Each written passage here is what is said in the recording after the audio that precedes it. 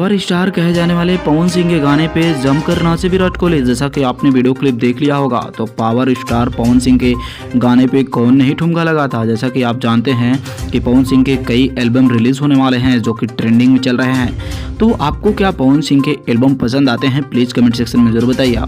पवन सिंह जो कि बॉलीवुड नहीं तो भैया कह सकते हैं भोजपुरी वुड के तो भैया सुपर स्टार हैं। जैसा कि आपको बता दें कि छठ के गीत भी उन्होंने सोनू निगम के साथ गा चुके हैं और वो गाना ट्रेंडिंग में रहा है। इस बार भी छठ की गीत गाने की तैयारी में है और शानदार उनका जो परफॉर्मेंस रहा है इस बार भी लोगों का रहेगा। आपकी क्या प्रतिक्रिया है ज़रूर बताएं। और जैसा कि विराट कोहली को आप देख पा रहे हैं कि लाल घाघरे के गाने पे किस अकॉर्डिंग वो डांस कर रहे हैं। तो हालांकि इनका लाल घाघरा गाना भाई ट्रेंडिंग में रहा। भोजपुरी के सुपरस्टार कहे जाने वाले पवन सिंह आए दिन सुपरहिट सॉन्ग देखते हैं। तो आपके फेवरेट हैं या फिर नहीं, कमेंट सेक्शन में ज़रूर बताइएगा।